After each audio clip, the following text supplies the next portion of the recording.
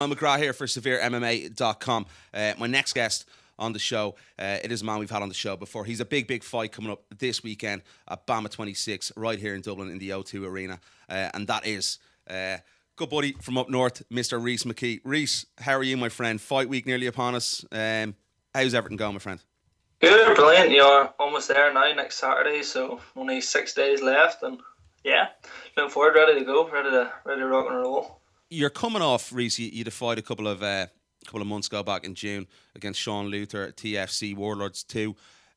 Just assess your performance there in that fight. Were you happy the way things went? Not entirely. The first round, I was like, to be honest, again, took down at ease. Not at ease, I was popping straight back up, no problem. Yeah. But then, obviously, the second round, I got the knockout 6 or 9 seconds in. But it wasn't a great performance the first round. But we put a lot of that down to the fact the backstage they were telling us we were up in half an hour. Okay, yeah. I started warming up at 9 p.m. and then I wasn't actually fighting till 11:30. So I'd warmed up 3 or 4 times for that fight, Wow. I think it came time I came out cold, Yeah, but. yeah. Once I found my feet and got back to the corner and reevaluated it, slowed everything down, I let the hands go and luckily I got that shot, but at the start I was a bit flustered. And What was the reason for that, for them keeping you for so long backstage? Were they trying to purposely upset your warm up going into the fight? Catch me cold, I don't know, but I don't really know, to be honest.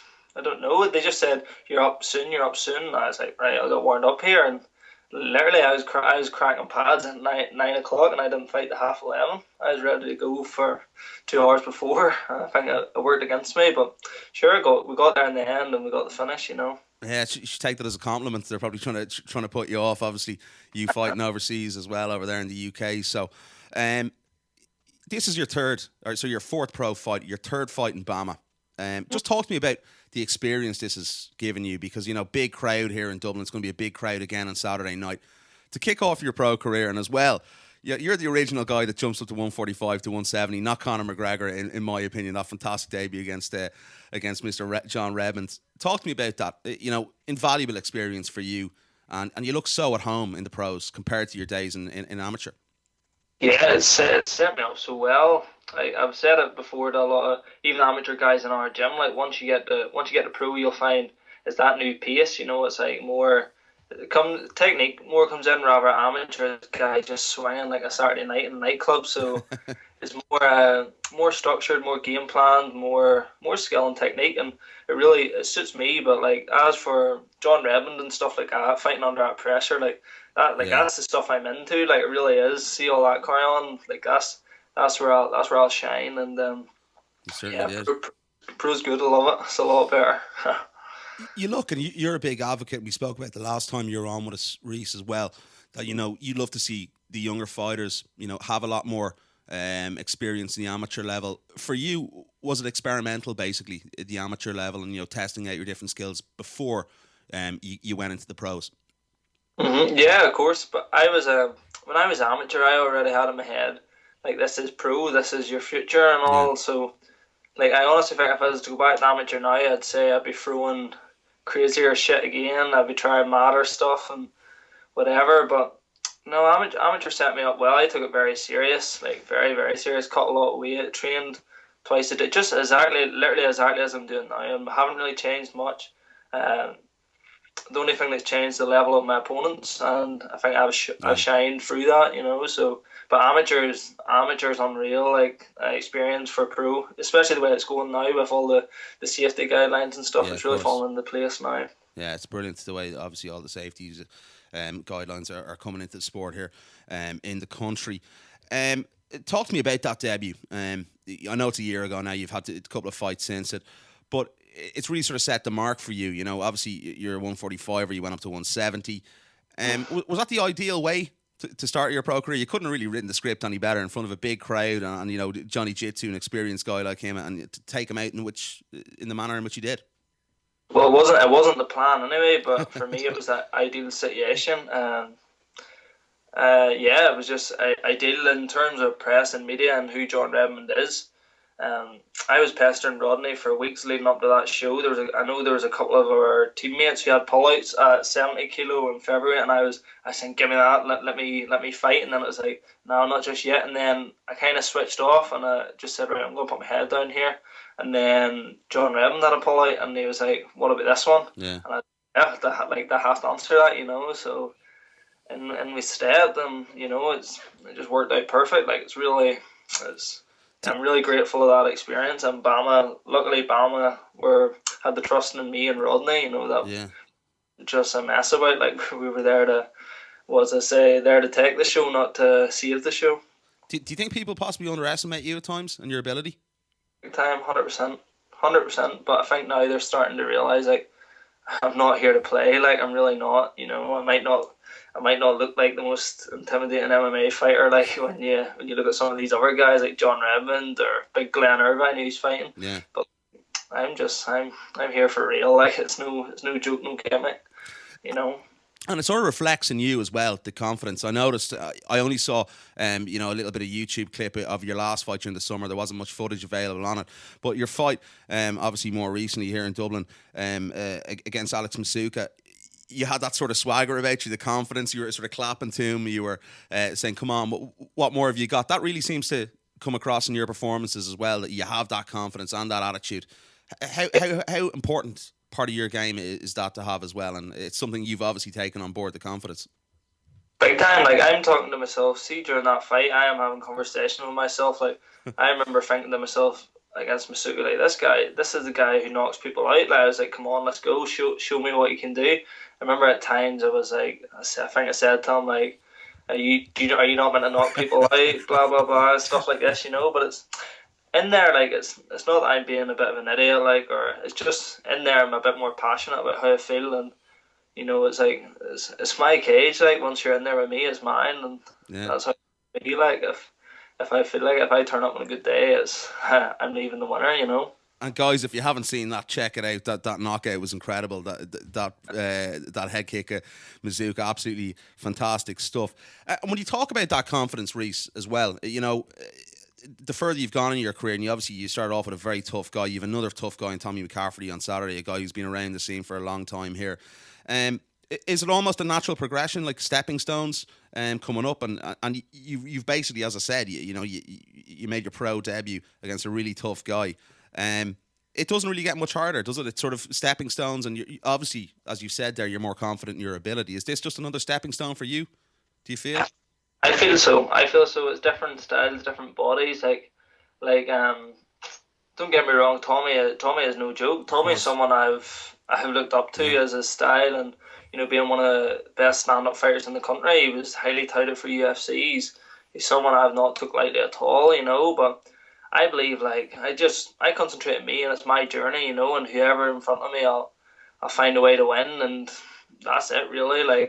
But Tommy will bring out the best in me, and I'll bring out the best in Tommy, that's for sure, And I think it's something as well, you're obviously, people look at your stand-up and, it's excellent, it's very good, you look very comfortable on the octagon. But something you work on quite a lot as well is your wrestling. I don't think people give that, a lot of credit for that. How much has your wrestling improved, and what level is it at now? It's improved big time. I'm wrestling middleweights, welterweights, all heavier weights. I very rarely wrestle people my own weight. It's just the way the gym. Like I have a Glenn Irvine grinding away at me, grinding. Big Rodney Norman. Do you know when these people are trying to get me to the mat and struggling? So my wrestling's at high level. I think. Maybe I only share the striking videos on Instagram and Facebook, whatever, because that's the stuff people kind of care to watch more. But no, I'm grinding away. People just don't see it as much, But I can wrestle. I can shoot a double leg, all right. What are you expecting from Tommy on Saturday? He's had a couple of losses. You've momentum behind you. You're unbeaten as a pro. You're 3-0. How crucial is that aspect of the game as well? The fact you've momentum going into this fight behind you. Yeah, I think it's a lot. Tommy's Tommy. He'll not. He knows a crack. His back's against the wall, and I'm the new breed. It's old school against new school. Who's I'm coming up, he's coming down as such. But I'm sure he's prepared well. I see him coming at me hard. I see him coming at me like he's any other of Yeah. his fights.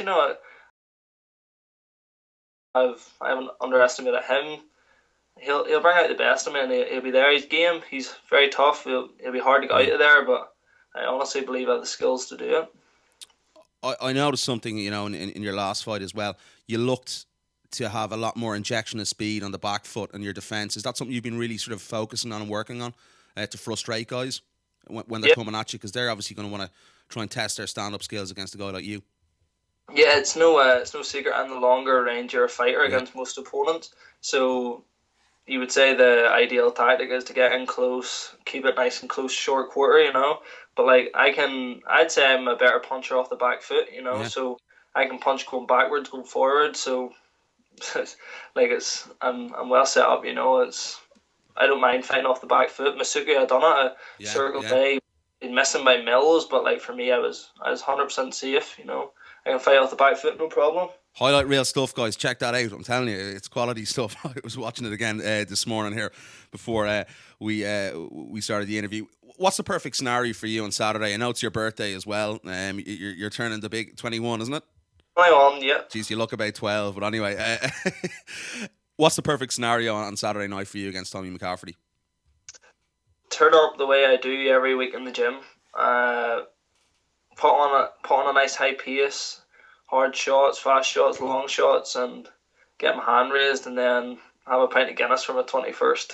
Good stuff. Something like that's how it'll go, But already, like people are saying, like, oh, you know a bit good at your fighting in your birthday. It kind of takes away from that. I'm doing what I love on my Yeah, birthday. yeah, I've been in the arena fighting in front of a couple of thousand people. Like, happy birthday to me. Do you know what I yeah. mean? Like, I'm happy as Laurie fighting on Saturday night. Definitely, and all your buddies are going to be fighting as well there with you. We've Alan, we've Mark, Andy Young is fighting. Pretty special times again in the Three Arena. It's become one of those really sort of special places for Irish mixed martial arts. Yeah, it's only a matter of time we call it before they say BAMMA, the next generation show, Yeah. But so it's our show, and Saturday night again, we're going to do it. With a big win on Saturday, we've that UFC Belfast card coming up. They're going to be scouting around looking for some local talent. Surely you must have a little bit of an eye on getting signed and fighting on that card, possibly. 100%. I would take a fight from 145 to 170 to go on that The card. original. I literally do mean that. I would fight featherweight to welterweight on that card, but Saturday night comes first, and after that, if that's the path that's meant for me, that's how it'll be. But I believe I have a good chance of getting on that 4-0, 4 finishes. Like, I honestly can't see why not. I'd sell a lot of tickets in that arena, and a lot of people have been that's the truth. People have been messaging me already looking tickets, but I've messaged them back a business to take care of first, and then we'll worry about that. Definitely. Something I think would be great if the UFC were to do to sign some of the up and coming guys that are going to clearly be in the promotion in a few years' time anyway, regardless of what happens on Saturday night. Listen, Rhys, I'm very much looking forward to the fight on Saturday night. Hopefully I'll catch it from somewhere in the States. I'm going to be over in Cleveland at UFC 203, but I know my colleagues at Severe MMA will be there. Where can the guys catch you on social networks, my friend? Rhys McKee, Twitter, Instagram, and Facebook. That's me. Give it a like, and you'll see what I'm up to, and follow Fight Week. Awesome stuff. Rhys, I really do appreciate the time. Best of luck next weekend against Tommy McCaferty. Yeah, thanks for having me. Always a pleasure. Nice one, Rhys. Appreciate that, buddy.